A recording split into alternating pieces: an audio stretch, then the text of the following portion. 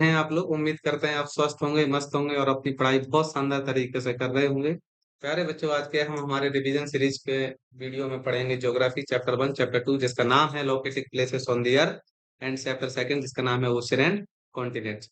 प्यारे बच्चों, क्या पॉइंट्स हैं, कौन कौन से टॉपिक्स हैं इस चैप्टर में, एक बार हम इनका रिवीजन करेंगे दोनों चैप्टर्स का। तो चलिए शुरू करते हैं, है ना। तो आइए शुरू करते हैं।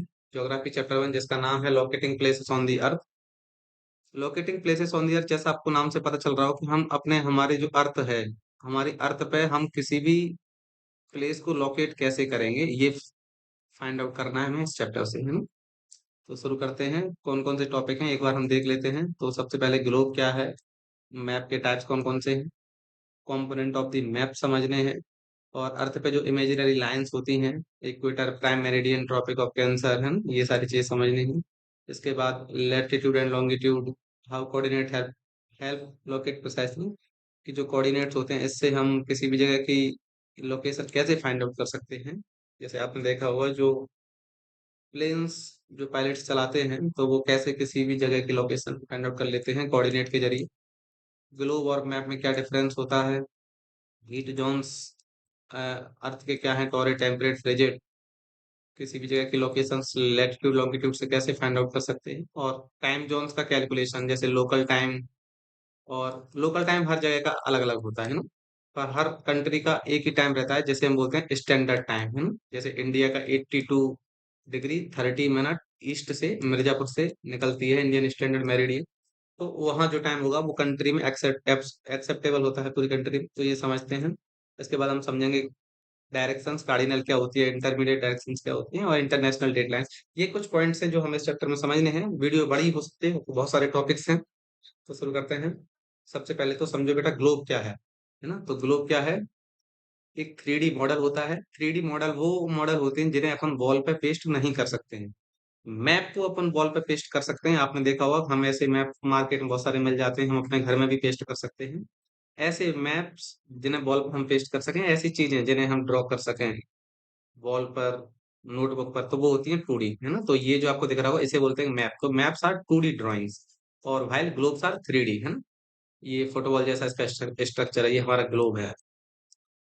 Shows the true shape, size and relative position, ये जनरली ट्रू शेप और साइज को शो करते हैं, है ना। तो इससे पता चलता है कि अर्थ कुछ ऐसी ही दिखती होगी, actually looks from the space, है ना। स्पेस से हमें अर्थ देखने पर अर्थ को ऐसा ही दिखता होगा। और पर ग्लोब की लिमिटेशंस हैं कि ये बहुत ज्यादा डिटेल इन्फॉर्मेशन नहीं दे सकती है रोड की, सिटीज की, क्योंकि एक अर्थ को कलेक्टिवली शो करती है। इन सबकी जो रोड, सिटीज, विलेज की है, ये मैप ही इसकी नॉलेज दे सकते हैं, इन्फॉर्मेशन दे सकते हैं, है ना। और जबकि जो ग्लोब है ये कैरी करना भी इसी इजी नहीं होता, क्योंकि बहुत बड़ा साइज में बड़ा होता है, बल्कि है। तो ये सारे पॉइंट्स हैं। और मैप जबकि बहुत कैरी और यूज करने में बहुत इजी होता है, कहीं भी हम ले जा सकते हैं, इवन बुक्स में जो आप देखते हैं वो मैप्स ही हैं, है ना। तो मैप के अलग अलग टाइप्स होते हैं, political, physical and thematic maps. चर्चा करेंगे आगे। अब आप मैप समझ गए होंगे कि मैप्स आर 2D ड्राइंग, ठीक है। इजी टू यूज हैं, ठीक है, कैरी कर सकते हैं, ये सारे पॉइंट्स हैं। हमें डिस्टेंस, एरिया और ये से पता चल जाता है, ठीक है। इसके बाद अब आपके माइंड में कंफ्यूजन आ रहा होगा कि पॉलिटिकल, फिजिकल, थीमेटिक मैप में डिफरेंस क्या है ना। बहुत कंफ्यूजन है रे बाबा। आइए इस कंफ्यूजन को अपन करते हैं दूर।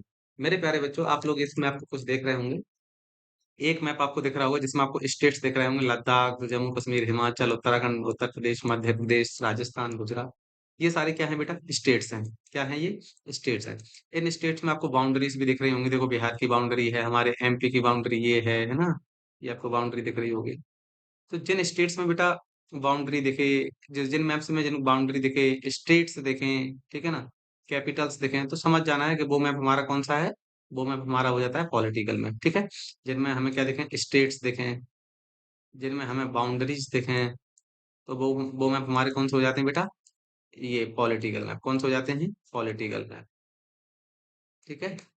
और एक टाइप का मैप ऐसा आपने देखा होगा जिसमें स्टेट्स नहीं होंगे, बाउंड्रीज नहीं होंगी, ये जनरली ऐसे हाईलाइट करेंगे, जैसे ये जो एरिया है, ये नदर्न माउंटेनियस रीजन है, यहाँ पे माउंटेन्स मिलते हैं, इसके बाद ये जो रीजन है वो नदर्न प्लेन्स है, जो गंगा एंड यमुना जो रिवर्स है उनके द्वारा अपनाया जाता है।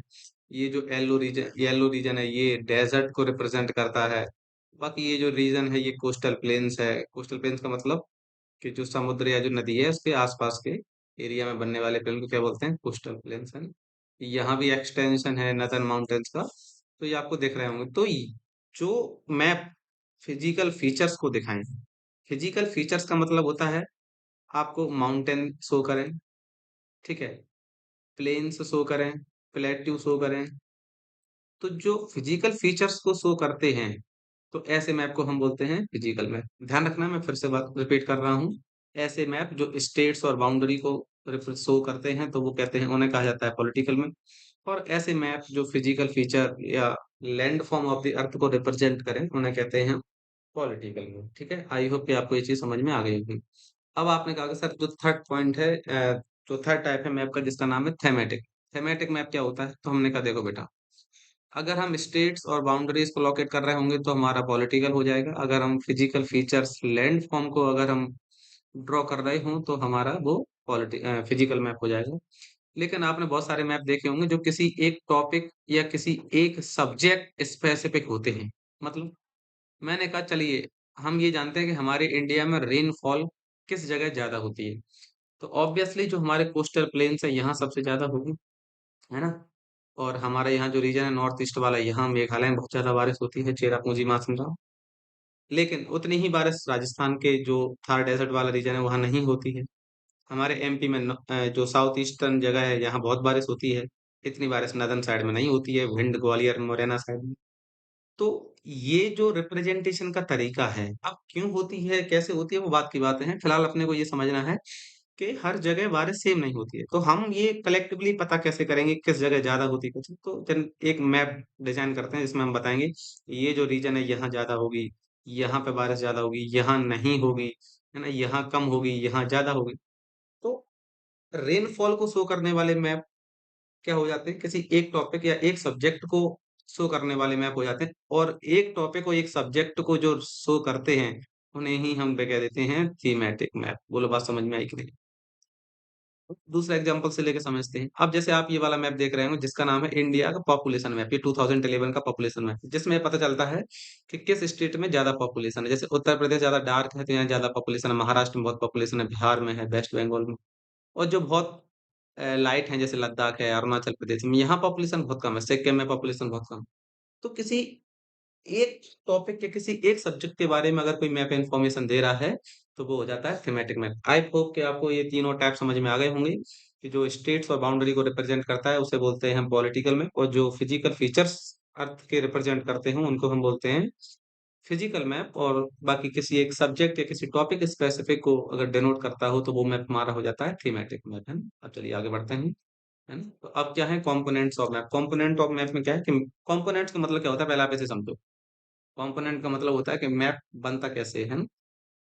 तो मैप में क्या क्या इंपॉर्टेंट कंपोनेंट्स हैं, तो सबसे पहले समझो डिस्टेंस। तो map uses a scale to show the relationship between distance on the map and time. देखो मैप जनरली एक रिप्रेजेंटेशन होता है, ठीक है ना, अर्थ सरफेस का। जैसे मान लो हमने घर पे बताया होगा दोस्तों को कि ये हमारा स्कूल है, फिर यहाँ से अपन 5 किलोमीटर जाते हैं, फिर अपन को एक चौराहा मिलता है, फिर उससे अपन लेफ्ट में हो जाते हैं, फिर राइट में जाते हैं। जनरली अपन ने ग्राफिकल रिप्रेजेंटेशन बचपन में सबके साथ की है। सेम वैसा ही मैप के साथ में है। अब जनरली 5 किलोमीटर जो आपको दिख रहा होगा 5 किलोमीटर, ये 5 किलोमीटर इतना छोटा थोड़ा ना होता है, ये तो सेंटीमीटर वाली बात है। पर लेकिन हमने इनको बता दिया, एक ग्राफिकल रिप्रेजेंटेशन कर दिया कि 5 किलोमीटर आप ऐसे चलेंगे, फिर आपको चौराहा मिलेगा, फिर आप वहां से लेफ्ट टर्न करेंगे, ठीक है, फिर आपको 2 किलोमीटर चलना होगा और जो भी रहा हो। तो ये जो डिस्टेंस हम शो कर रहे हैं, है ना, ये स्केल है ना। तो ये एक्चुअल डिस्टेंस कुछ और होती है पर मैप पे डिस्टेंस कुछ और होती है, यानी कि शॉर्ट में बता देते हैं। तो वही कहा गया कि मैप यूज अ स्केल, एक स्केल, ये सब स्केल है ना, to show the relationship between distance on the map and real world distance. Real world distance, अब जैसे कहीं लिखा हो 1 सेंटीमीटर ऑन मैप, इसका मतलब हो सकता है कि 500 मीटर हो उस जगह के बीच डिस्टेंस, है ना। ये समझ में आ गया हो कि रियल में डिस्टेंस अलग होती, ज्यादा होती है, मैप में हम उसको कम से शो कर देते हैं। सेकंड कंपोनेंट है हमारा डायरेक्शन। तो मैप में डायरेक्शंस भी होती हैं, जैसे नॉर्थ, साउथ, ईस्ट, वेस्ट, है ना? नॉर्थ ईस्ट, साउथ वेस्ट, और हो जाती हैं साउथ ईस्ट। ऐसे बहुत सारी डायरेक्शंस हो जाती हैं। सिंबल्स, तो सिंबल्स क्या है? कन्वेंशनल साइंस और कलर्स, है ना? जैसे रिवर्स, जैसे आपने बहुत सारे मैप में देखा होगा, रिवर्स अगर दिखा रही हैं, रोड्स दिखा रही हैं, बिल्डिंग दिखा रहे हैं, तो उनके सिंबल्स आ जाते हैं। रेलवे स्टेशन हो तो वहां का सिंबल्स लगा जाता है, जैसे हम अगले पिक्चर में समझेंगे। ये है हमारी स्केल, क्या है बेटा? ये है स्केल। ऐसे डिस्टेंस शो हो जाती है कि अगर स्केल पे एक का गैप आ रहा है तो समझ लो कि 24,000 किलोमीटर का गैप आ रहा है, मीटर का गैप आ रहा है, जो भी हो, है ना? तो ये स्केल है। इसके बाद इधर समझते हैं हम, ये क्या है हमारा? सिंबल्स। तो देखो, जैसे अगर किसी मैप पे ऐसे हो तो समझ जाना कि वो हाईवे है उधर, ठीक है। अगर ऐसा सिंबल बना है तो समझ जाना है कि वहाँ पे वो क्या है, रिवर है। अगर ऐसे सिंबल बने हो तो प्रपोज रिवर, कि अभी नदी बनी नहीं है पर बन रही है। अगर ये सिंबल तो ब्रिज, ऐसे symbol airport, train, train station. तो है ना, ये जनरली सिंबल्स होते हैं, ठीक है। ये स्टेट बाउंड्री, अगर ऐसा सिंबल बना हुआ तो समझ जाना कि स्टेट बाउंड्री है। ऐसे बने हो तो सिटी की बाउंड्री है। तो बेसिकली ये जो सिंबल्स होते हैं, ये कंपोनेंट्स है मैप का, कि मैप के अंदर होते हैं सारी चीजें, ठीक है। अब इन सिंबल्स की जरूरत क्यों पड़ती है हमें? तो जनरली ये जो सिंबल्स और कलर्स होते हैं बहुत सारी इन्फॉर्मेशन दे देते हैं। हमें समझा देते हैं कि रोड्स है किसी जगह पे, कि कुएं हैं, बिल्डिंग है, क्या है, ठीक है। बहुत सारे कलर्स जो हैं डिफरेंट ज्योग्राफिकल फीचर्स को डिनोट करते हैं, और ऑब्वियसली जैसे ब्लू है तो वाटर बॉडी, अगर कहीं ब्लू सिंबल है, ब्लू जगह का निशान बना हुआ है, तो आप समझ जाएं कि यहाँ होना हो तो वाटर बॉडी है। अगर ब्राउन है तो माउंटेन्स है, अगर प्लेट्यू रीजन है तो वो येलो होगा, और प्लेन एरिया है तो वो ग्रीन होगा, क्योंकि ग्रीनरी प्लेन एरिया में ही रहती है। तो why do we need symbol and colours in the map? I think समझ में आ गया होगा, है? तो ये हमें बहुत सारी जगहों के बारे में इंफॉर्मेशन दे देता है। अब हम समझते हैं कि जो सेकंड टॉपिक है, लैटिट्यूड एंड लॉन्गिट्यूड क्या होते हैं। देखो, सबसे पहली बात इस शब्द को समझो, लैटिट्यूड। लैटिट्यूड और लॉन्गिट्यूड दोनों इमेजिनरी लाइंस हैं। कैसी हैं बेटा? Imaginary lines. क्या सर ये रियल में है? बोले रियल में नहीं है, इसलिए इमेजिनरी है। इमेजिन की हुई लाइंस हैं। इससे होगा क्या? इमेजिन क्यों किया है? तो हमने अपने कंफर्टेबल के लिए, हमने अपनी स्टडी को आसान बनाने के लिए इन लाइंस को ड्रॉ किया है। जैसे आप ये देख रहे होंगे, जीरो, ये लाइन निकली है रेड कलर की लाइन, जिसने अर्थ को 2 इक्वल पार्ट्स में डिवाइड कर दिया है। तो ये जो 0 डिग्री वाली लाइन है, इसको ही कह दिया हमने इक्वेटर। क्या कह दिया है? इक्वेटर। इक्वेटर ने क्या किया? तो equator divided the earth into 2 hemisphere, northern hemisphere, southern. अब जिनको डायरेक्शंस का भी नॉलेज नहीं है तो जरा यहाँ ध्यान से देखेंगे, डायरेक्शन समझ लेते हैं, है ना? तो देखो, जैसे हमारे पास 4 डायरेक्शंस होती हैं मेन। ऊपर होती है नॉर्थ, नीचे साउथ, इधर होती है ईस्ट, और इधर होती है वेस्ट। तो ये जो मेन डायरेक्शंस हैं 4, इन्हीं को हम बोलते हैं कार्डिनल डायरेक्शंस। क्या बोलते हैं? Cardinal directions. इसके बाद कुछ डायरेक्शंस इंटरमीडिएटरी होती हैं। इंटरमीडिएटरी का मतलब होता है कि जो इनके बीच में है डायरेक्शंस। जैसे अब आपने देखा होगा, यहाँ एक डायरेक्शन है जिसका नॉर्थ ईस्ट नाम है, यहाँ है जिसका है साउथ ईस्ट, ठीक है, यहाँ है साउथ वेस्ट।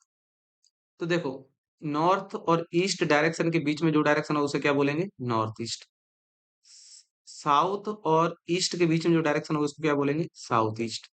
साउथ और वेस्ट के बीच में जो डायरेक्शन होगी उसको बेटा क्या बोलेंगे? South west. और नॉर्थ और वेस्ट के जो बीच में डायरेक्शन होगी, जल्दी से बताओ क्या बोलेंगे उसको? North west. आई बात समझ में? तो ये जो बीच वाली डायरेक्शंस हैं, जैसे नॉर्थ ईस्ट, साउथ वेस्ट और नॉर्थ वेस्ट, इन सबको हम बोल देते हैं इंटरमीडिएट डायरेक्शंस। क्या बोल देते हैं बच्चे? Intermediate directions. तो आई होप अब आपको डायरेक्शन समझ में आई। तो जो कार्डिनल डायरेक्शंस हैं वो सिर्फ 4 हैं, नॉर्थ, ईस्ट, वेस्ट और साउथ। इंटरमीडिएट्स, इन डायरेक्शंस के बीच में जो डायरेक्शंस हैं उनको हम बोलते हैं इंटरमीडिएट डायरेक्शन। अब आते हैं हम अपने टॉपिक पे वापस। तो ये जो हम समझ रहे थे, latitude and longitude imaginary line है। ये जो 0 डिग्री इक्वेटर है, ये भी लैटिट्यूड है, इमेजिनरी लाइन है। इसने अर्थ को 2 पार्ट्स में डिवाइड कर दिया है, अपर पार्ट नॉर्दर्न हेमिस्फीयर, नीचे वाला पार्ट सदर्न हेमिस्फीयर। आई बात समझ में? ठीक है। लैटिट्यूड के और भी यूजेस हैं, जैसे लैटिट्यूड से हमें टेम्परेचर पता चलता है, किस रीजन में कितना टेम्परेचर है। जैसे 0 डिग्री पे सबसे हाईएस्ट टेम्परेचर होगा अर्थ पे। तो जैसे ही हम इक्वेटर से दूर जाते हैं, ऊपर की साइड और नीचे की तरफ जाते हैं, तो जनरली इक्वेटर का टेम्परेचर जो है घटने लगता है। इक्वेटर से जो टेम्परेचर है वो घटने लगता है, यानी कि यहाँ जो सब टेम्परेचर होगा वो सबसे ज्यादा टेम्परेचर होगा। बोलो, बात समझ में आई कि नहीं? तो ये सारी इमेजिनरी लाइंस हैं। लैटिट्यूड का यूज हम लोकेशंस को भी, ऑब्वियसली लोकेशंस को भी फाइंड आउट करने में करते हैं। क्योंकि लैटिट्यूड अर्थ को कितने पार्ट्स में डिवाइड करता है, नदर्न और सदर्न हेमिस्फीयर में, ठीक है। अब जैसे समझो, अगर हमें रास्ता बताना हो तो हम अभी तो कॉल करके कह सकते हैं कि ये लैंडमार्क है, ये जगह है, यहाँ हम खड़े हुए हैं, ठीक है ना। लेकिन इमेजिन करो जो पायलट्स हैं, है ना, उनको नहीं पता है कि अब आसमान में थोड़ा ना कहीं बोर्ड लगा होता है, कोई निशान लगा होता है जिससे आप किसी को बता सकते हो। वहां तो कोऑर्डिनेट्स रहते हैं, तो वहां कोऑर्डिनेट्स रहते हैं, तो कैसे बताएंगे। जैसे मान लो अभी हम लॉन्गिट्यूड की बात छोड़ते हैं, लैटिट्यूड की बात करते हैं। तो जैसे हमने कहा कि जैसे ये 0 डिग्री है ना, फिर ये होंगे, तो फिर यहाँ 30 डिग्री है, तो हमने कहा जैसे मान लो मैं 30 डिग्री पे हूँ। कितनी डिग्री पे हूँ, 30 डिग्री। अब मैं 30 डिग्री पे, अब 30 डिग्री नॉर्थ में भी है और 30 डिग्री साउथ में भी। अब हम को इतना तो पता चल गया होगा कि कहीं ना कहीं आप इस वाली लाइन में हैं, ठीक है। और या आप अगर सदर्न हेमिस्फीयर में होंगे तो आप इस वाली लाइन में होंगे। बोलो बात समझ में आ रही कि नहीं आ रही। आराम से समझो कि अगर मैंने कहा कि हम 30 डिग्री नॉर्थ में हैं, तो समझ जाना है कि 30 डिग्री, अगर हम 30 डिग्री पर हमारी लोकेशन है, समझ जाना है या तो हम नॉर्दर्न हेमिस्फीयर में होंगे तो यहाँ होंगे, और सदर्न हेमिस्फीयर में होंगे तो हम यहाँ होंगे। बोलो बात समझ में आई कि नहीं आई। लेकिन अगर हमने ये कह दिया कि 30 डिग्री हम नॉर्थ में हैं, तो अब ये बात क्लियर हो गई कि अब सदर्न हेमिस्फीयर का कोई काम नहीं, अब हम होंगे तो इसी लाइन में होंगे, है ना। तो अब इस एरिया में है, तो अब ये एरिया भी बहुत बड़ा है बेटा। तो अब इस एरिया में एग्जैक्ट कहाँ हो, ये पता करने के लिए हम चलते हैं लॉन्गिट्यूड। बोलो बात समझ में आई कि नहीं? और आगे बढ़ने से पहले ये भी समझो कि ये जो लैटिट्यूड्स हैं ये सारे पैरेलल हैं, ठीक है।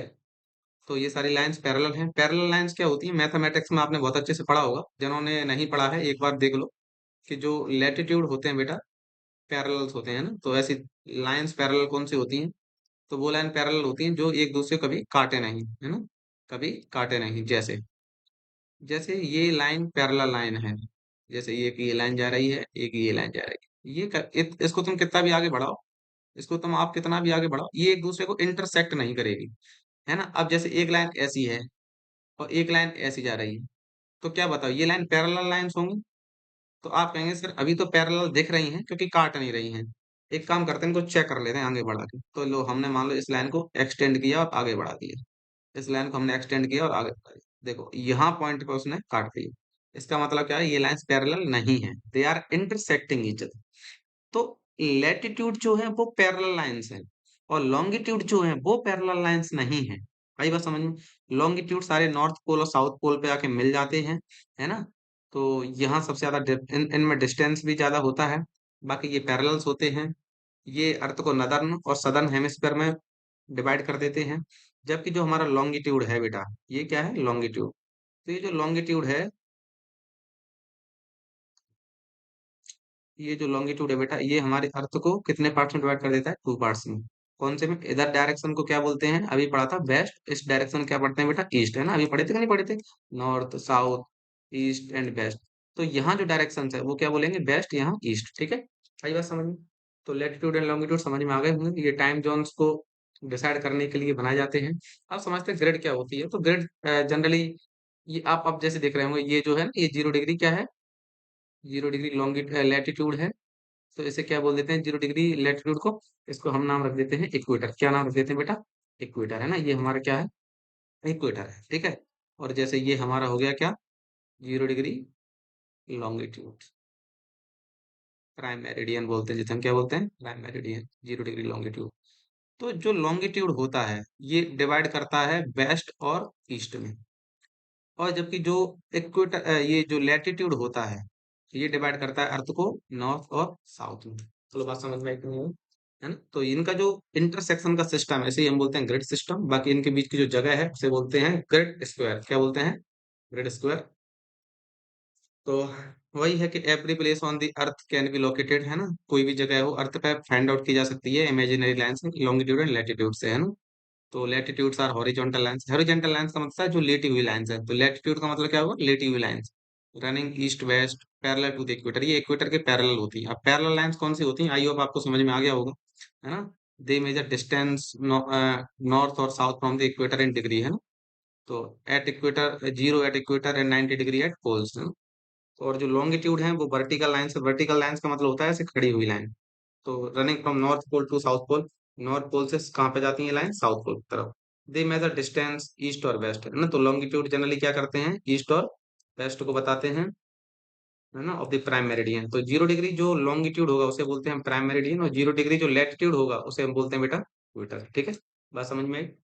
तो equator divide earth into northern and southern hemisphere, prime meridian divides the earth into eastern hemisphere and western hemisphere. इन सबकी चर्चा अपन कर चुके हैं। ठीक है, चलो, बहुत मजा आ रही है, दिल गार्डन गार्डन हो रही है। ठीक है, चलो अब देखते हैं, पढ़ते हैं लोकेशंस कैसे फाइंड आउट करते हैं। देखो, कोऑर्डिनेट्स जो है बेटा, ये क्या है, एक यूनिक एड्रेस है किसी भी जगह का।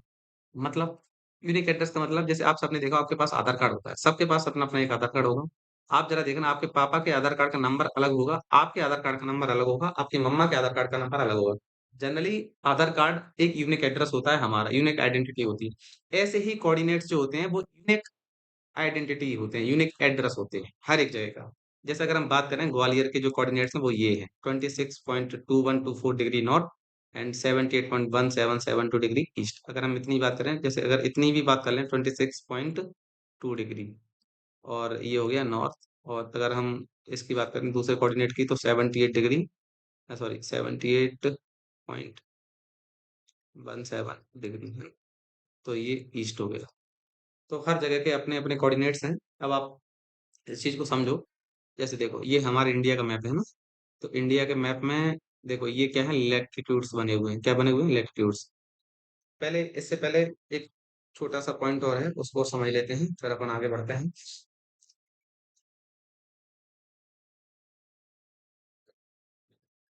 समझो बेटा, जैसे ये हमारी अर्थ है, ठीक है, ये हमारी अर्थ है, और इस अर्थ को, ये हमारा इक्वेटर है।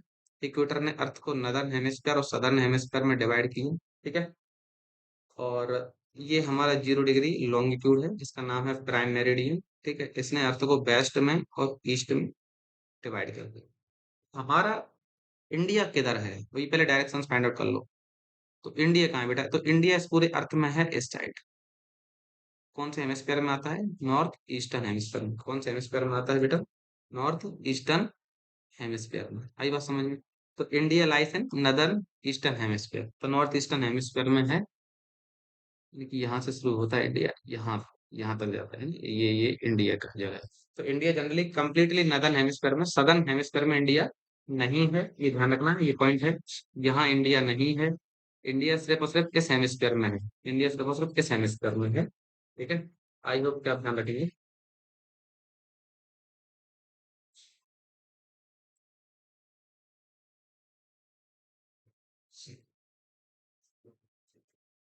अब देखो, ये इंडिया का जो मैप है, ये पूरा क्या है, नदर्न हेमिस्फीयर का हुआ है। तो नदर्न हेमिस्फीयर का होगा, तो आपको देख रहे होंगे यहाँ 22 डिग्री जो लेटीट्यूड है। ठीक है, अब हमने जैसे ग्वालियर की लोकेशन फाइंड करनी है, तो 26 डिग्री नॉर्थ में चलते हैं। तो 26 कहाँ है, यहाँ है, यानी कि कहीं ना कहीं ग्वालियर क्या है, इस लाइन पे होगा। 26 डिग्री नॉर्थ में इस लाइन पे कहीं ना कहीं ग्वालियर होगा। अब इतनी जगह में कहीं भी ग्वालियर हो सकता है, बोलो बात समझ में आई। यहाँ भी ग्वालियर हो सकता है, यहाँ भी, यहाँ भी, यहाँ भी, यहाँ भी, यहाँ भी, यहाँ भी, कहीं भी ग्वालियर हो सकता है, क्योंकि 26 डिग्री लैटिट्यूड तो पूरी लाइन का है ना, ये भी 26 देखा है ना, ये पूरी लाइन है 26 डिग्री। इसके बाद हम फाइंड आउट करते हैं दूसरा कोऑर्डिनेट। इसलिए लॉन्गिट्यूड की हमको जरूरत पड़ी, क्योंकि लैटिट्यूड से क्लियर नहीं होगा, एक आइडिया लग सकता है कि किस जगह पे है, कौन से हेमिस्फीयर में है, पर क्लियर जो प्रिसाइसली लोकेशन है वो हमें किससे पता चलेगी, दोनों से। लैटिट्यूड भी होना चाहिए और लॉन्गिट्यूड। तो ये हमारा जो लॉन्गिट्यूड है 78 पॉइंट, ना पॉइंट को हटाते हैं अपन, फिलहाल 78 लॉन्गिट्यूड समझते हैं। देखो, आप लॉन्गिट्यूड वर्टिकल लाइंस होती है, तो आपको ये वाली लाइंस देखनी होंगी, जैसे ये 74 है लॉन्गिट्यूड, ये 78। तो अब कहीं ना कहीं ग्वालियर इस 78 वाले लॉन्गिट्यूड पर होगा। देखते हैं कहाँ ये दोनों लाइंस मिलती हैं। देख, यानी कि ये लाइंस यहाँ मिल गई हैं, तो क्या ग्वालियर यही है। अब आपको हमको ग्वालियर की एग्जैक्ट लोकेशन हमको पता चल चुकी है कि ग्वालियर यहाँ। बोलो बात समझ में आई कि नहीं आई, आ गई। चलो, उम्मीद करते हैं आज की होगी। तो कोऑर्डिनेट्स क्या है बेटा, तो कोऑर्डिनेट्स सेट ऑफ वैल्यूज हैं, जो हमें किसी भी जगह की एग्जैक्ट लोकेशन है वो पता चल सकती है, किससे, कोऑर्डिनेट से। तो पैरेलल्स ऑफ लैटिट्यूड क्या होते हैं, कि ऑल इमेजिनरी पैरेलल सर्कल, ये सारे क्या है, इमेजिनरी लाइंस है ना, फ्रॉम द इक्वेटर, इक्वेटर चलते हैं पोल्स की तरफ। ठीक है, तो जैसे ये है 0 डिग्री इक्वेटर, और ये इसके बाद ये जो लाइंस हैं ये पैरेलल चलती हैं, है ना। और इसके बाद में लॉन्गिट्यूड जो है मेरिडियंस, इनको जो लॉन्गिट्यूड है इनको क्या बोलते हैं, मेरिडियंस। क्या बोलते हैं बेटा, मेरिडियंस। ये वर्टिकल लाइन्स होती है। इसके बाद अगला टॉपिक हमारा डायरेक्शंस। डायरेक्शंस हम ऑलरेडी समझ ही चुके हैं, एक बार फिर से देख लेते हैं। तो डायरेक्शन कौन सी है, cardinal directions, four main directions होती हैं जिन्हें नॉर्थ ईस्ट साउथ वेस्ट बोलते हैं, है ना। तो ये जो फोर मेन डायरेक्शंस हैं इन्हें हम बोलते हैं कार्डिनल डायरेक्शन। बाकी जो डायरेक्शंस के बीच में जो डायरेक्शंस हैं उनको हम बोलते हैं इंटरमीडिएट, जैसे north east south west north west है। तो आई थिंक ये सबको आप समझ में आ ही चुका होगा। इस पे ज्यादा टाइम वेस्ट नहीं करते हैं, आगे बढ़ते हैं। एक टर्म है प्राइम मेरिडियन, अभी जस्ट अभी बताया था कि जो अर्थ है, अर्थ पे जीरो, जो अर्थ है अर्थ पे 0 डिग्री जो लॉन्गिट्यूड है उसे क्या बोलते हैं, prime meridian. 0 degree longitude, latitude नहीं। 0 डिग्री लैटिट्यूड हो जाएगा तो फिर वो इक्वेटर बन जाएगा, है ना। तो जो 0 डिग्री है वो उसे क्या बोलेंगे बेटा, प्राइम मेरिडियन। तो प्राइम मेरिडियन लाइन है लॉन्गिट्यूड की set at 0 degree, used at starting point for measuring longitude. ये स्टार्टिंग पॉइंट मानते हैं कि इधर क्या होगी, वेस्ट होगी, और इधर कौन सी डायरेक्शन होगी, ईस्ट होगी, है ना। तो ये एक रेफरेंस है, पॉइंट ऑफ या लाइन ऑफ रेफरेंस, क्या बोलते हैं बेटा, लाइन ऑफ रेफरेंस। ठीक है। इसकी वैल्यू क्या है, 0 डिग्री। कभी एग्जाम में आ जाए तो ध्यान रखना कि प्राइम मेरिडियन को आपको ऐसे लिखना है कि the prime meridian is the line of longitude set at 0 degree, used at the starting point या used as a reference point of measuring longitude east and west. और इसकी वैल्यू क्या है बेटा, 0 डिग्री लॉन्गिट्यूड, है ना। ये इंपॉर्टेंट है ना, इसका ध्यान रखना। वैल्यू क्या है, 0 डिग्री लॉन्गिट्यूड। लोकेशन क्या है, तो ये लंदन में एक जगह है ग्रीनविच, है ना। ग्रीनविच में एक ऑब्जर्वेटरी है, रॉयल ऑब्जर्वेटरी ग्रीनविच में, तो वहां से ये निकलती है। काम क्या करती है, तो अर्थ को ईस्टर्न और वेस्टर्न हेमिस्फीयर में डिवाइड कर देती है, और यही आगे चल के टाइम कैलकुलेट करने का एक रेफरेंस पॉइंट बन जाता है। अब हम समझते हैं टाइम जोन। तो टाइम जोन क्या है, कोई भी एक अर्थ का पार्ट है ना। अब टाइम जोन को ऐसे समझो, हर एरिया का अपना एक टाइम होता है, हर प्लेस का, है ना। तो हर प्लेस का अपना टाइम होता है, यानी कि जगह बदलती कैसा टाइम बदल जाता है, बिल्कुल बदल जाता है। क्यों बदल जाता है, क्योंकि लॉन्गिट्यूड बदल जाता है। तो अभी आपको कुछ समझ में नहीं आ रहा होगा, देखते हैं, देखो। कहीं कोई पेज, ये पेज है, देखो।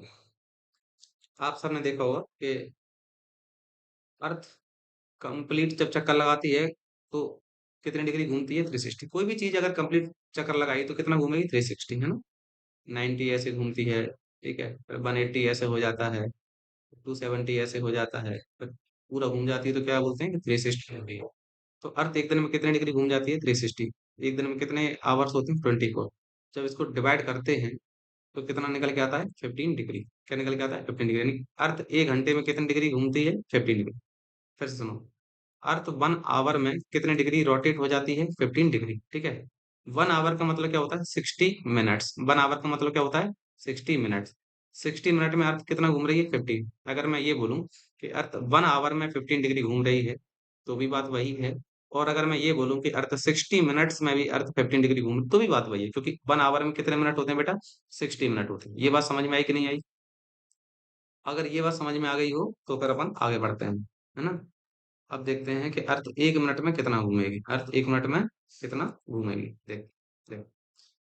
अब जैसे हमने यहाँ से निकाला तो 1 मिनट क्या निकल के आया, ये अगर 1 डिग्री अर्थ में घूमेगी तो कितनी कितने डिग्री घूमेगी, 60/15, ठीक है। तो अर्थ 1 डिग्री घूमने में कितना टाइम ले रही है, 4 मिनट। अर्थ यानी कि अर्थ 1 डिग्री घूमेगी कितने मिनट में, 4 मिनट में। कैलकुलेशंस हैवी हैं, आई नो नहीं आती हैं, तो जिनको समझ आए तो अच्छी बात है। तो अर्थ जो है 1 डिग्री कितने मिनट में घूमेगी, 4 मिनट में, ठीक है। तो वही लिखा है कि earth rotates 360 degree in 24 hours. तो therefore it covers 50 degree longitude in 1 hour. तो अर्थ 1 आवर में कितने घूमेगी, 50 डिग्री लॉन्गिट्यूड कवर करेगी, है ना। तो मैंने तो मिनट्स में भी करके बता दिया है कि अर्थ 4 मिनट में 1 डिग्री घूमेगी। इसके बाद देखते हैं हम किसी भी जगह का लोकल टाइम कैसे फाइंड आउट करते हैं। ठीक है, ये लाइन आपको दिख ही रही होगी। ये जो लाइन है ये 0 डिग्री लॉन्गिट्यूड है, जिसे हम प्राइम मेरिडियन बोलते हैं। ऐसे लंदन में रॉयल ऑब्जर्वेटरी से पास होती है। इस साइड जो भी होगा वो वेस्ट डायरेक्शन होगी, इस साइड जो होता है वो ईस्ट डायरेक्शन, ठीक है। अच्छा, एक चीज और है, यहाँ समझो, यहाँ जैसे ये जो ग्रीनविच पे अगर 12 बज रहे होंगे, अगर 12 यहाँ टाइम हो रहा होगा 12, तो यहाँ का जो टाइम होगा यहाँ का टाइम माइनस में होगा और यहाँ का जो टाइम होगा वो ग्रीनविच से प्लस में होगा। बोलो बात समझ में आएगी? ये लाइन कौन सी है? तो ये लाइन क्या है? इक्वेटर है। क्या है बेटा? इक्वेटर है। ध्यान रखो, इक्वेटर है, 0 डिग्री लैटिट्यूड में। चलो, तो अब यहाँ हम देखते हैं कि यहाँ का जो टाइम होगा वेस्टर्न साइड का, तो यहाँ पे माइनस में होगा, यानी कि यहाँ 12 बज रहे होंगे, तो यहाँ पे जो टाइम होंगे किसी भी जगह का, तो 12 से कम होंगे। और यहाँ का जो टाइम होगा किसी भी जगह का, तो वहाँ का टाइम 12 से ज्यादा ही होगा। हाँ, अब जैसे दूर बढ़ते जाएंगे तो टाइम भी बढ़ता जाएगा। जैसे पाकिस्तान में 5 बजेंगे, अगर यहाँ 12 बज रहे हैं ग्रीन पिच में, तो यहाँ टाइम होगा 5, अपने यहाँ होगा 5:30 हो जाएगा, 5:30। आगे चल के बांग्लादेश में चलेंगे तो यहाँ टाइम हो जाएगा 6। तो जैसे जैसे अपन लॉन्गिट्यूड से दूर बढ़ते हैं टाइम बढ़ता जाता है। फाइंड आउट करते हैं लोकल टाइम, है ना? क्या फाइंड आउट करेंगे बेटा? Local time. देखो,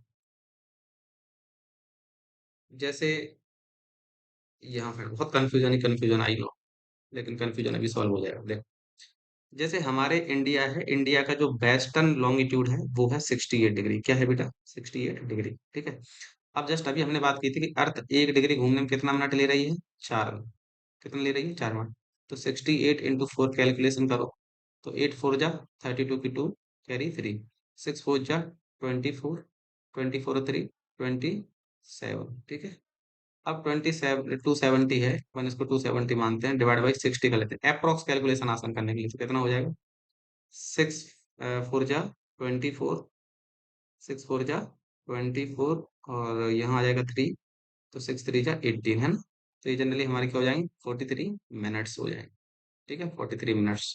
चलो, अब ये आ गया, यानी कि अगर वहां पर, अगर हमारे लॉन्गिट्यूड जो 0 डिग्री प्राइम मेरिडियन है, वहां 12 बज रहे हैं, है ना? तो यहाँ का टाइम क्या होगा? प्लस में होगा। ये बात क्लियर है, यानी कि कहीं ना कहीं यहाँ 12 से ज्यादा बज रहे होंगे, तो इस जगह का टाइम अलग होगा। अब अपन फाइंड आउट करते हैं इस जगह का। अब यहाँ देखो, 97 डिग्री अपन मानते हैं, तो 97 × 4 करते हैं, क्योंकि 1 डिग्री में कितना होता है? 4 मिनट। तो 7 4 जा 28 की 8 कैरी 2, 9 4 जा 36, 36 और 2 38। अब आप देखो कि यहाँ के टाइम में अलग है, यहाँ का टाइम अलग है। देखो, वेरिएशन अलग आ रही, 272, यहाँ आ रही 388, है ना? तो यानी कि कितने मिनट्स का डिफरेंस आ रहा है? 826 और 871, और यहाँ कितना हो जाएगा? ये 1, यानी कि 116 मिनट्स अप्रोक्सीमेटली, हम मान लें 120 मिनट्स, है ना? तो 120 मिनट्स का मतलब क्या होता है? 2 आवर्स। यानी कि इंडिया के इस पार्ट में टाइम 2 घंटे पीछे होगा, इधर ज्यादा होगा। अगर यहाँ 10 बज रहे होंगे तो यहाँ 12 बजेंगे, अगर यहाँ 2 बज रहे होंगे तो यहाँ 4 बजेंगे। लेकिन है तो एक ही देश, इंडिया ही है। तो इंडिया में हर जगह टाइम, यहाँ टाइम ड्यूरेशन अलग रहेगी, यहाँ अलग रहेगी, हर जगह टाइम चेंज रहेगा, ठीक है। तो ध्यान रखना इस बात का कि लोकल टाइम हर जगह का अलग होता है। तो इन वेरिएशन से बचने के लिए, ये जो गैप है, लोकल टाइम क्या होता है? हर जगह का होता है। अब हमारा देश तो बहुत बड़ा है, यहाँ कुछ टाइम और कुछ और होगा, यहाँ कुछ और होगा, यहाँ कुछ और होगा, पर देश तो एक ही है। तो ये कंफ्यूजन से बचने के लिए हमने, या जो सिस्टम ने क्या अपनाया? इंडियन स्टैंडर्ड टाइम वाला। क्या? कौन सा टाइम अपनाया? कौन सा पैरामीटर? Indian standard time. कि इंडिया का सिर्फ एक ही टाइम जोन होगा, वो पास होगा 82.5 डिग्री ईस्ट लॉन्गिट्यूड से। कहाँ से? इलाहाबाद मिर्जापुर। इलाहाबाद उत्तर उत्तर प्रदेश, है ना? तो मिर्जापुर भी है इसका आंसर। तो ये जो है वो 5 आवर 30 मिनट्स आगे है जीएमटी से। जीएमटी का मतलब क्या है? Greenwich meridian, Greenwich mean time, ये वाला, है ना? ये वाला, ये। अब हम फाइंड करते हैं कि अगर यहाँ 12 बज रहे होंगे तो अपने यहाँ कितने बजेंगे। तो देखो, सबसे पहले आप समझो यहाँ पे कि 82 डिग्री 5 मिनट ईस्ट में है हमारा लॉन्गिट्यूड, है। जैसे हम अगर देखें यहाँ पे, तो ये जो यहाँ से जो लाइन निकलेगी, ये जो लाइन आप देख रहे हैं, इंडियन स्टैंडर्ड मेरिडियन, ठीक है। ये इसका लॉन्गिट्यूडनल वैल्यू क्या है? 82 डिग्री 30 मिनट ईस्ट, ठीक है। अब हम यही फाइंड करते हैं कि अगर ग्रीनविच पे अगर टाइम हो रहा हो 12 PM, 12 PM, दोपहर के 12 बज रहे हो, तो हमारे यहाँ का टाइम होगा। तो हमने जरा जनरली फाइंड किया कि 82 डिग्री 30 मिनट को हम ऐसे भी लिख सकते हैं, 82 डिग्री 5 मिनट ईस्ट, है। तो हमने अगर ऐसे लिख या ऐसे लिखा, बात एक ही है। तो अब देखो कि 1 डिग्री कितने मिनट में घूम रही है? 4 मिनट में। ये बात सबको पता है, ये पता होना चाहिए ना। अगर ये नहीं पता है तो फिर प्रॉब्लम आ जाएगी। 1 डिग्री अर्थ कितने मिनट में घूम रही है? 4 मिनट में। तो 82 डिग्री कितने मिनट में घूमेगी? तो 82 इंटू 4, तो 4 2 जा 8, 8 4 जा 32, ठीक है, ये हो गया। और प्लस में यहाँ पे ये 0.5 आ जाएगा, तो 0.5 का क्या है? 0.5 का क्या आ जाएगा बेटा? 2 आ जाएगा, है ना? तो अब देखो अपन इसको डिवाइड करेंगे 60 से, किससे डिवाइड करेंगे बेटा? 60 से डिवाइड करेंगे।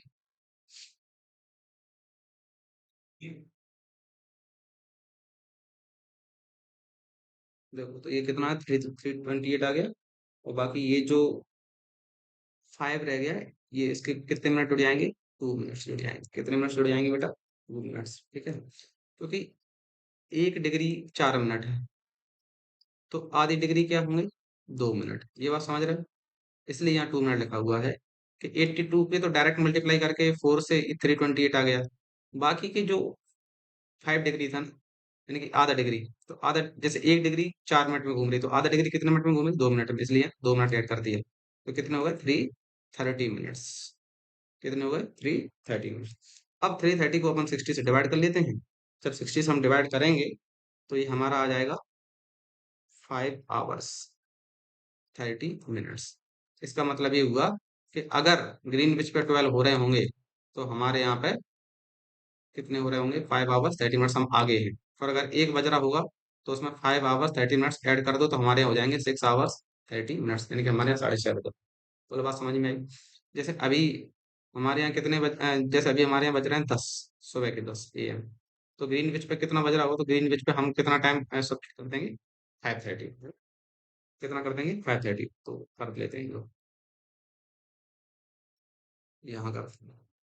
तो अगर हमारे यहाँ 10 बज रहे हैं और ग्रीनविच पे हो रहा है टाइम 5:30, पीछे करो तो ये जाएगा 30 मिनट्स, 9 4, यानी कि वहाँ पे कितने बज रहे होंगे? 4:30 बज रहे होंगे, ठीक है। तभी हमारे यहाँ पे क्या बज रहे हैं? 10 बज रहे हैं। बोलो बात समझ में आई?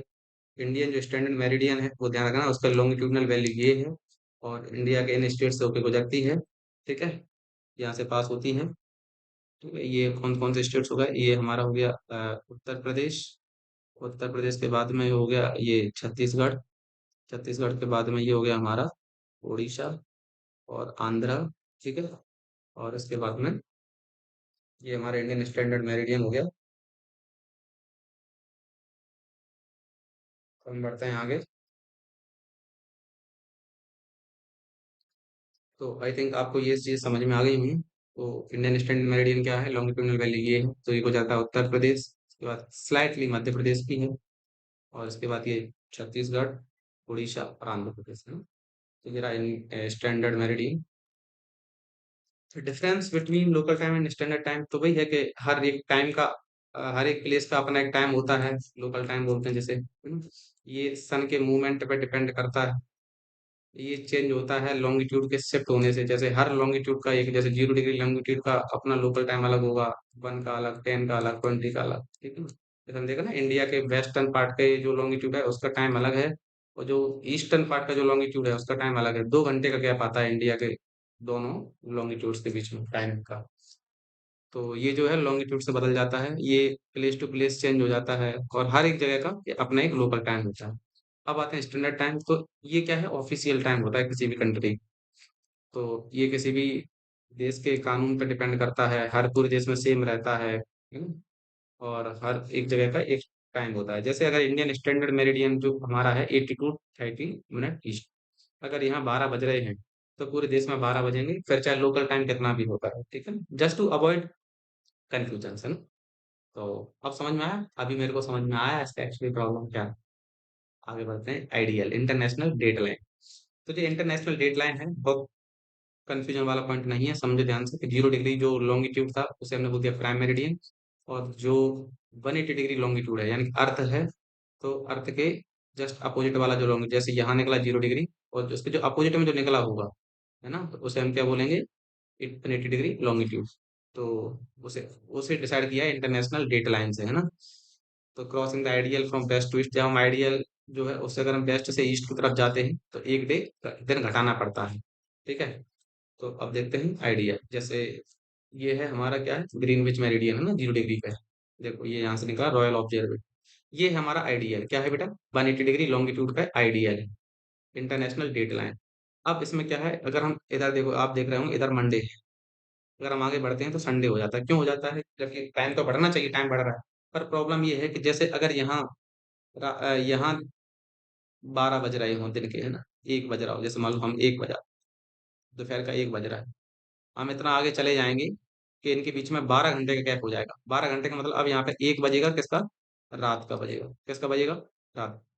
तो रात का 1 बजने का मतलब क्या है? कि टाइम दिन आगे बढ़ गया।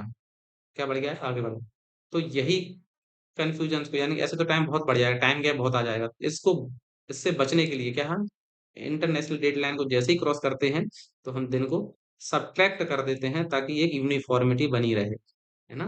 तो ध्यान रखना कि जब हम आइडियल के ईस्ट में चलते हैं तो एक दिन को हम घटा देते हैं, और जबकि प्राइम मेरिडियन के हम जो ईस्ट में चलते हैं तो टाइम बढ़ा देते हैं। आपको दिख रहा होगा, देखो 5 आवर्स 30 मिनट्स, ये हमारा क्या है? इंडिया का जीएमटी है, ग्रीनविच मेरिडियन है ना? प्राइम मेरिडियन से कितना आगे है? 5 आवर्स 30 मिनट्स। चलो बस बन गए। चलो शुरू मजबूरी में किए थे, अब मजा आ रहा है। चैप्टर 1 हमारा कंप्लीट हो चुका है बबलू भैया, है ना? तो अगर जिसको समझ में नहीं आया वो एक बार रिपीट कर लेना, सारी चीजें वही हैं, समझ में आ जाएगा। सेकंड चैप्टर हमारा, जिसका नाम है ocean and continents. Ocean and continents पढ़ते हैं कि जो हमारी अर्थ है, अर्थ पे जनरली किससे कवर्ड है? पानी से कवर्ड है। कितना पानी है? 71% पानी है। और बाकी जो 29% है वो क्या है? सरफेस है, जिसे जिस पर हम रह रहे हैं। तो जो लैंड एरिया है उसे बोलते हैं कॉन्टिनेंट, जो वाटर बॉडीज है उनको क्या बोलते हैं बेटा? ओशियंस, है ना? और हमारे अर्थ पे क्या है? ओशियंस हैं और कॉन्टिनेंट्स, दोनों ही चीजें हैं। तो अब पढ़ते हैं कॉन्टिनेंट्स। तो कॉन्टिनेंट्स क्या है? लार्ज कंटिन्यूअस एक्सपांसेस ऑफ लैंड, ये लैंड पार्ट होता है। लैंड पार्ट को क्या बोलते हैं? कॉन्टिनेंट्स। कितने कॉन्टिनेंट्स हैं? फैक्चुअल है, याद रखना, 7 कॉन्टिनेंट्स हैं। एशिया सबसे बड़ा है, Africa, then North America, South America, Antarctica, Europe. समझते हैं? देखो यहाँ कोई कॉन्टिनेंट दिख रहा होगा, ये एशिया है, ठीक है? ये क्या है? यूरोप, छोटा सा कॉन्टिनेंट है। एशिया और यूरोप के बीच में ही एक माउंटेन रेंज है जिसका नाम है यूराल माउंटेन। कौन सी माउंटेन रेंज है? यूराल। यूराल माउंटेन एशिया को यूरोप से अलग करता है। एशिया के बाद में कॉन्टिनेंट आता है अफ्रीका, ये अफ्रीका कॉन्टिनेंट है। इसके बाद north America, South America. America जो पार्ट है वो इस नॉर्थ अमेरिका का पार्ट है, ध्यान रखिए। यहाँ है यूएसए। तो देखो, नॉर्थ अमेरिका, साउथ अमेरिका, ये है हमारा अंटार्कटिका। क्या है बेटा? अंटार्कटिका। ये लैंड पार्ट है और बर्फ से ढका हुआ है। लैंड पार्ट है इसलिए हम इसको क्या बोलते हैं? कॉन्टिनेंट।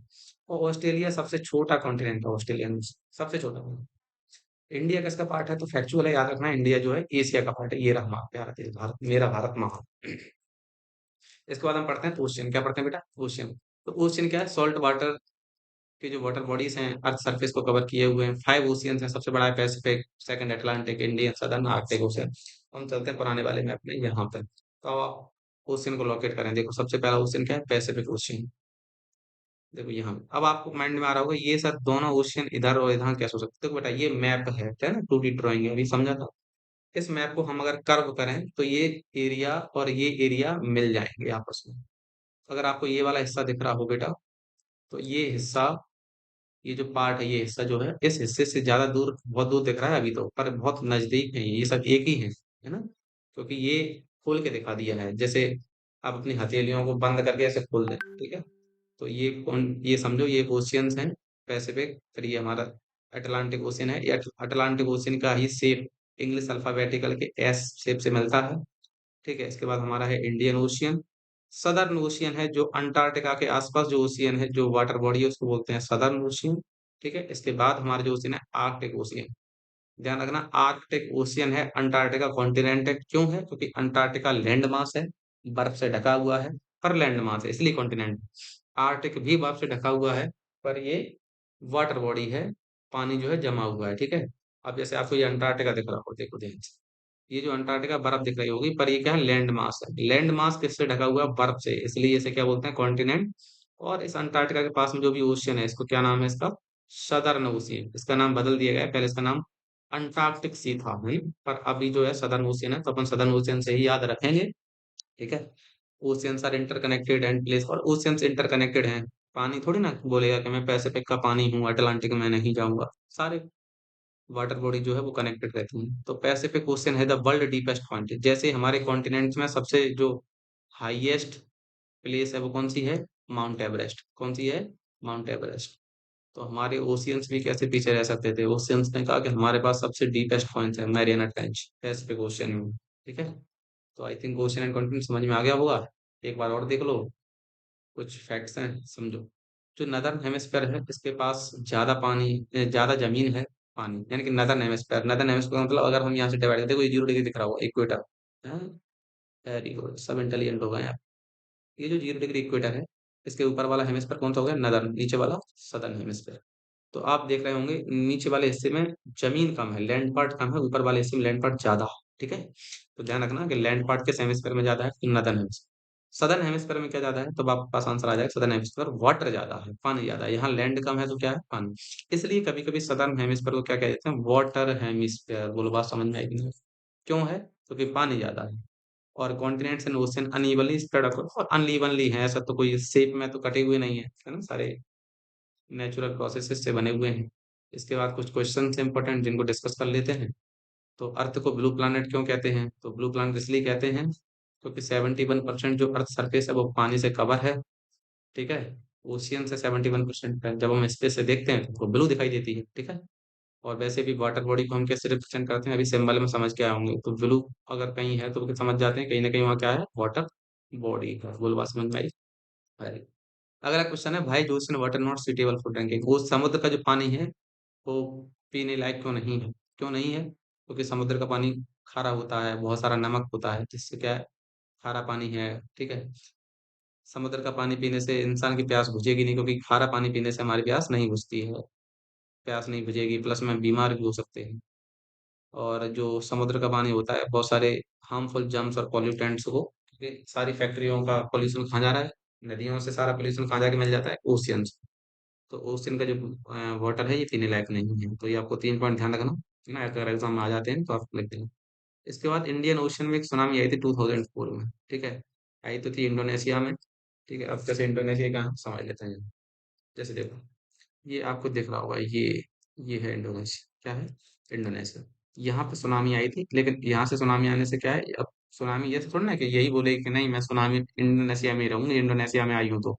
वो नेचुरल प्रोसेस है, वो आसपास के पूरे एरिया को अफेक्ट करती है ना। तो इंडिया के कौन से एरिया को अफेक्ट करेंगे इस वाले को, सबसे ज्यादा तमिलनाडु वाले रीजन को।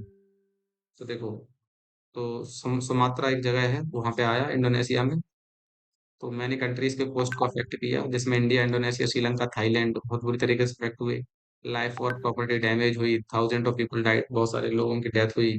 ठीक है, इसके बाद में कंट्री ने अर्ली वार्निंग सिस्टम, अब ये 2004 में सुनामी आई, इसके बाद हमारा जो नेशनल डिजास्टर मैनेजमेंट एक्ट है ना, डिजास्टर से बचने का, आया 2005 में। ठीक है, ध्यान रखना, सारी चीजें इंटरकनेक्टेड हैं।